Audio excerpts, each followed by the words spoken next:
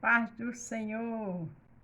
Estou aqui mais uma vez para falar da palavra de Deus, que dá vida e é eficaz, que tem exemplo para nos tornar melhor pessoa, para nos dar vitória, para nos fortalecer, para nos abençoar, para nos orientar. Tudo isso é a palavra de Deus. Se você vai ver pela manhã, bom dia. Se for à tarde, boa tarde. E se for à noite, boa noite. Vamos interagir? O título hoje é: Sua curiosidade pode lhe custar muito caro. Tem pessoas que estão muito bem na casa de Deus, mas de repente começam a ter curiosidade com as coisas do mundo. Outros já foram do mundo, mas ficam brincando com o pecado. Aí, não, isso não tem nada não, isso não tem nada não. O homem foi destruído pelo pecado.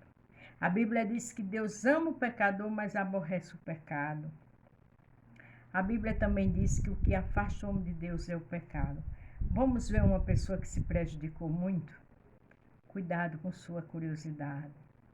Pode lhe custar caro. E você vai ver aqui em Lucas 15, o filho pródigo, do 11 ao 32. E disse um certo homem, tinha 2 filhos. E o mais moço deles disse ao pai: Pai, dá-me a parte dos bens que me pertencem. E ele repartiu por eles a fazenda. Não é normal, né? Um filho pegar a herança com o pai vivo. Mas o pai aqui representa o Senhor. O pai sabia que ele ia se arrepender, que ele ia quebrar a cara, desculpa a expressão, e repartiu. Porque existem situações que, por mais que aconselhe, por mais que fale, a pessoa é necessário ter uma experiência terrível para entender que uma curiosidade de estar no mundo lhe vai custar caro.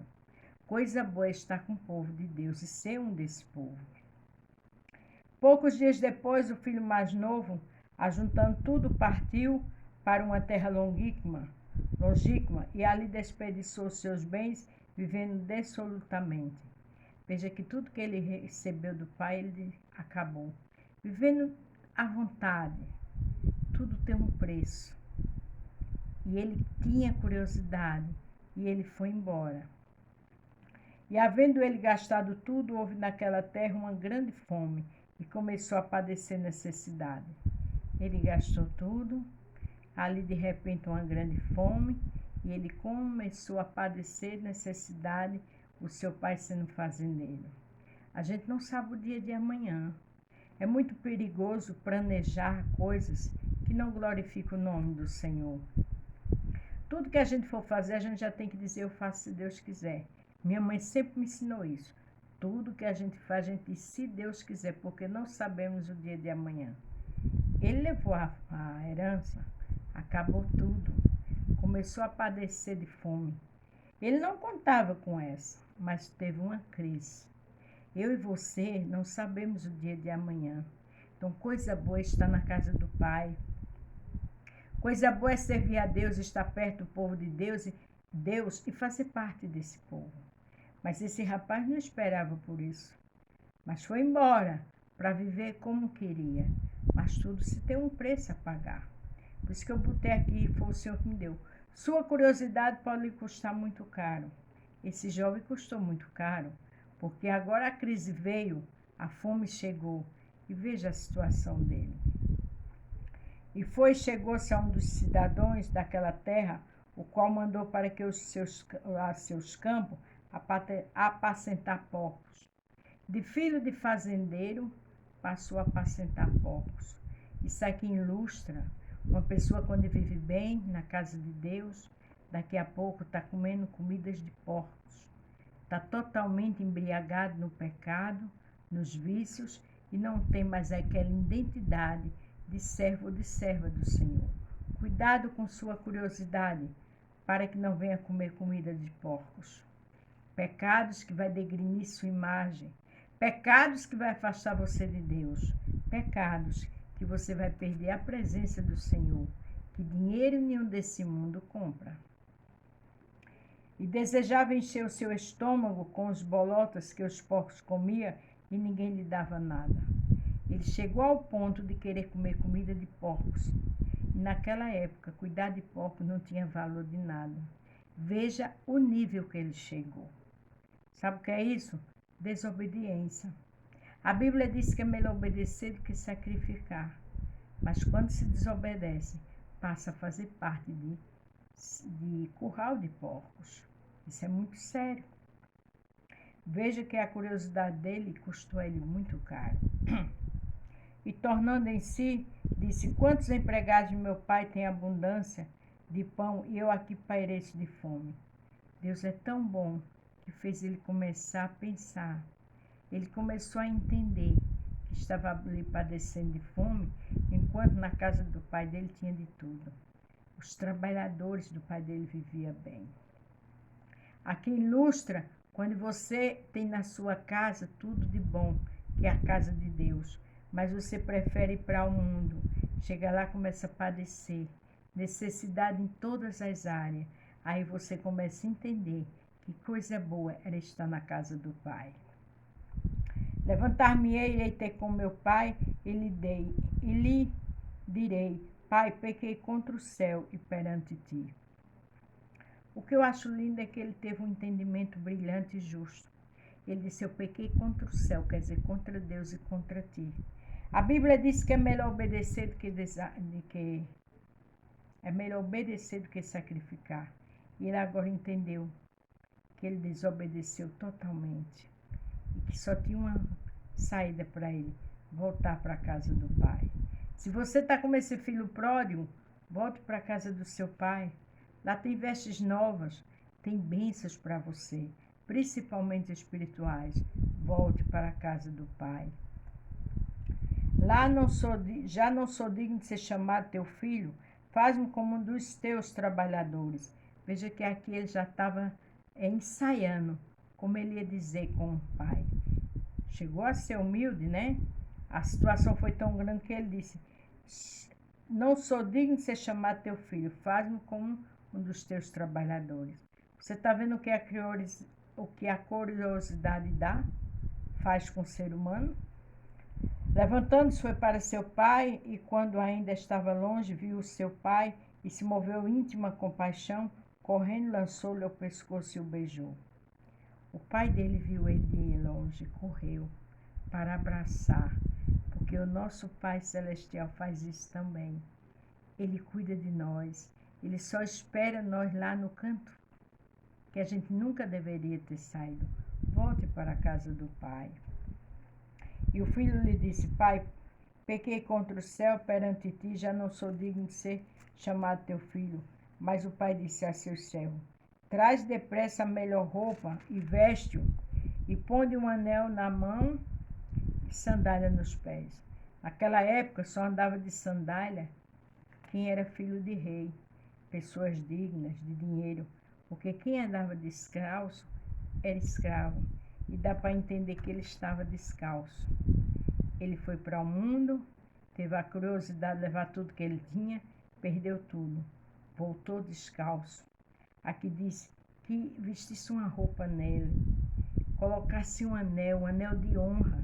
Quem tinha anel era autoridade, e sandália nos pés. É assim que Jesus faz.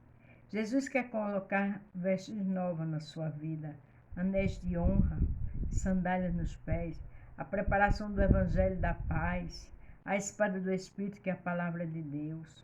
Salmo 119, 105, lâmpada para teus pés é a palavra de Deus e luz para os seus caminhos. Volte, porque esse filho reconheceu que nunca deveria ter saído de lá, que o pai dele, que ele pecou contra os céus e contra a terra. Reconheça sua falha e retorne para o pai, porque do jeito que o pai do filho pródigo recebeu o filho dele, o Senhor está para te receber assim. Trazei um bezerro cevado e matai, e comamos e alegremos. Veja que até festa teve para ele. Ele foi ingrato. Ele pegou a herança e acabou com toda a herança. Mas o Pai aqui representa o nosso Pai Celestial, que não aponta, que não joga em rosto o erro, mas recebe com festas para a glória do Senhor.